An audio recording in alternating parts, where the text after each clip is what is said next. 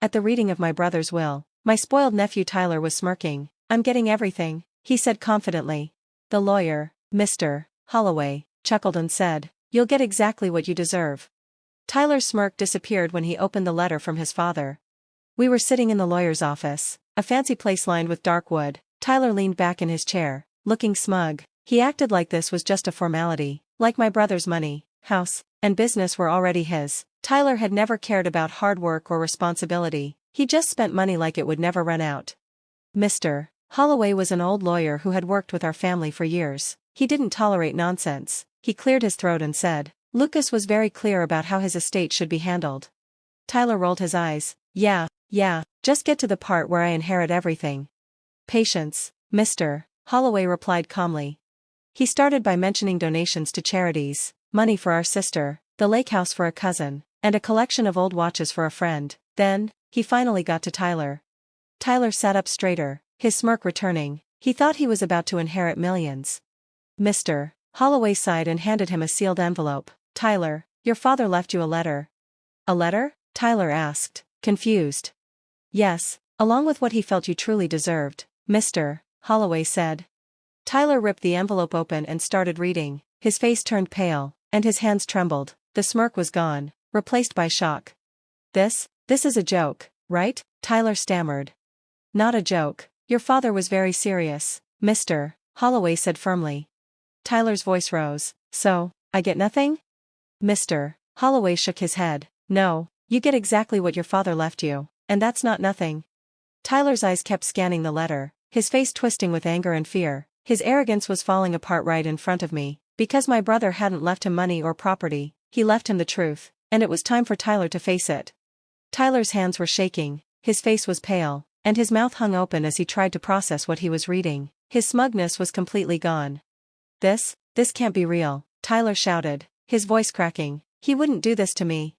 Mr. Holloway stayed calm, his hands folded neatly. "Your father's wishes were very clear."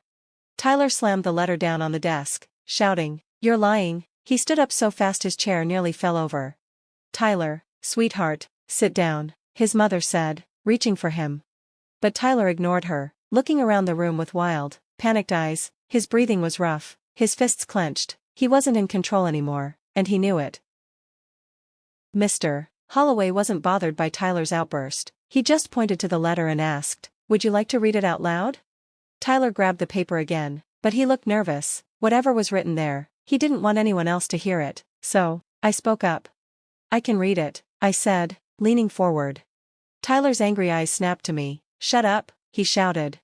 But Mr. Holloway nodded. "Your brother wanted his final words to be shared if needed, and I think this is one of those times." Tyler hesitated before letting me take the letter. His hands were still shaking, and sweat was forming on his forehead. I opened the letter, took a deep breath, and started reading.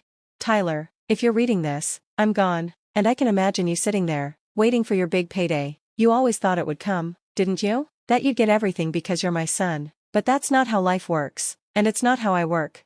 I spent my life working hard for everything I earned. I wanted you to learn the same, but you never wanted to work. You expected me to fix your mistakes and clean up your messes, and I did, too many times.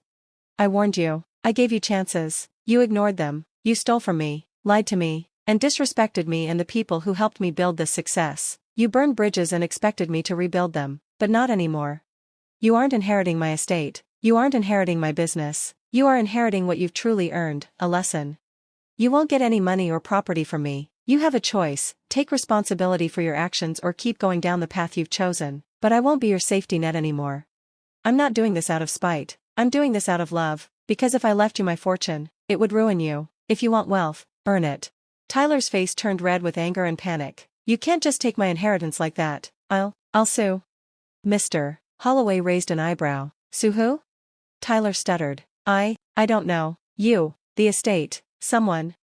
Daniel, our cousin, laughed from the other side of the room. "You still don't get it, do you?" "Shut up," Tyler snapped. But Daniel just crossed his arms and shook his head. "Your dad didn't take anything from you. You never earned it." Tyler was breathing hard, looking desperate. He turned to his mom, his last hope. "Mom, you have to do something." But she just looked down, her hands clasped in her lap. She had known this day would come. Tyler yelled in frustration and stormed out, slamming the door behind him. The room went silent. Mr. Holloway sighed and adjusted his glasses. Well, that went about as expected. I let out a breath I didn't realize I was holding, but I knew Tyler wasn't finished causing trouble, not yet. I expected Tyler to lash out. But I didn't expect him to go this far. The fallout begins. For a few weeks, everything was strangely calm. The family moved on, happy that Lucas had made the right choice. His business was now run by Greg, his trusted partner who had worked with him for years. Greg wasn't rich, but he was honest, and Lucas trusted him completely. Tyler, on the other hand, vanished. No calls, no messages, nothing. Then one morning, Greg called me, sounding worried. "We've got a problem." "What kind of problem?" I asked. "The kind where someone's trying to destroy everything." My stomach twisted. "Tyler? Who else?" Greg replied. Tyler was on a mission. If he couldn't have his father's business, he'd make sure no one else could either. Sabotage and lies. Over the next few weeks, Tyler's plan unfolded. It started small, rumors spreading about Greg mishandling the business, claims that Lucas's company was falling apart. Then came the fake emails. Tyler created a fake email account, pretending to be Greg. He sent messages to investors, clients, and even employees, full of lies about fraud and secret scandals that didn't exist. At first, people ignored them. But Tyler kept pushing. He twisted old business records, making harmless deals look suspicious. And worst of all, he used just enough truth to make his lies sound believable. Then he made his biggest move, a lawsuit. One morning, I woke up to a shocking headline: son of late businessman Lucas Anderson files lawsuit against father's estate, claims fraud and coercion. I couldn't believe what I was reading. Tyler was saying that his father had been tricked into cutting him out of the will. He accused Greg, Mr. Holloway, and even me of stealing his inheritance. He was demanding the court give him everything: Lucas's business, money, and property. It was ridiculous. But ridiculous lawsuits can still cause real damage. The media loved the story. They spread it everywhere. Investors got nervous, clients pulled out, and Greg was drowning in legal fees. And Tyler? He was loving it. I saw him on a local news station, standing outside the courthouse, wearing a fancy suit he probably couldn't afford. He spoke like he was the poor, heartbroken son trying to honor his father's legacy. "I just want what's fair," he told the camera, pretending to be sad. "I don't understand why my father's closest friends would cut me out. He loved me. He would have wanted me to have what he built." I almost threw my coffee at the screen. Tyler didn't care about his father's legacy. He just wanted revenge. Tyler thought he was clever. He thought he could mess up the whole inheritance process, make everything a disaster, and force us to pay him off. But what he didn't realize was that Lucas had prepared for this. Tyler wasn't just careless, he was doing illegal things. Mr. Holloway, our lawyer, called an emergency meeting with Greg and me. He had a big file of papers in front of him. "I had a feeling something like this might happen," Mr. Holloway said, tapping the file. "And so did your brother." I leaned forward. "What's in there?" Mr. Holloway opened the file and pulled out some papers. Proof. Lucas had been keeping records for years. Tyler wasn't just a spoiled brat, he was stealing. The file had bank statements showing Tyler had secretly taken money from the company. There were emails proving he tried to sell company secrets to competitors. And even statements from people who had helped him before, former employees, and even an ex-girlfriend who shared details about the bad things Tyler had done. Tyler thought he could get away with anything. But Lucas had documented everything. Mr. Holloway smiled. "Tyler just gave us the perfect chance to use all of this. We're going to bring him down." Taking Tyler down. When our legal team filed the counter-lawsuit, everything changed.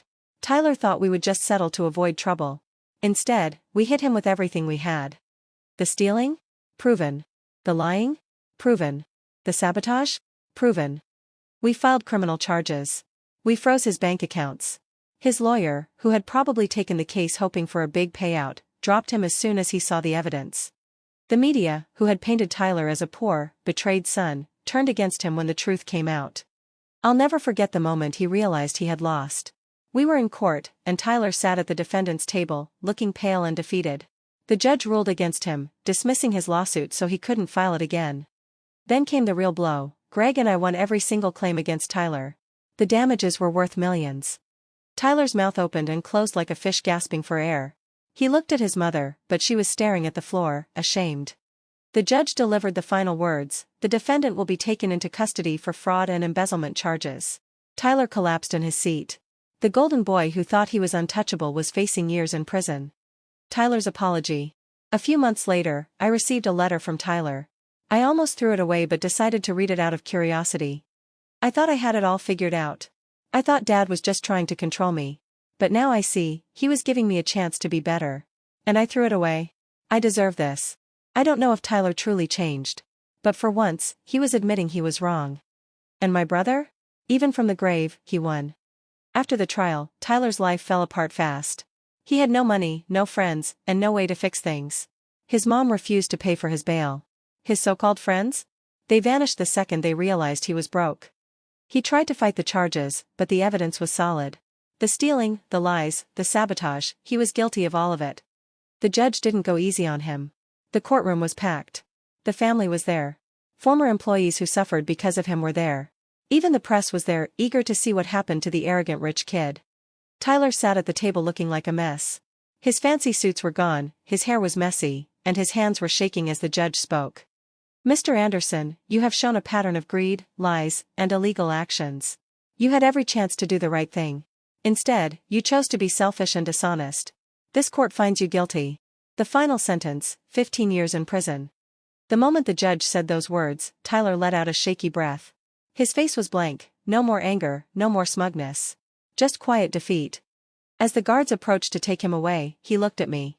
For the first time, he didn't look at me with anger or arrogance. He just looked broken. He didn't say anything. Maybe he finally understood. After the trial, life went on. Greg ran the business well. Without Tyler stealing from it, it was more successful than ever. Lucas's wishes were honored just as he planned. The people he wanted to help were taken care of, and the charities he loved received generous donations. As for Tyler?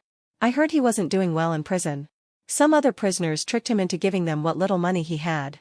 And when they were done using him, they left him with nothing. For years, Tyler had used people, taken from them, and acted like he was better than everyone. But now, he was just another person who learned the hard way. The last time I saw him, he looked completely broken. No smirk, no arrogance. Just a man who had lost everything.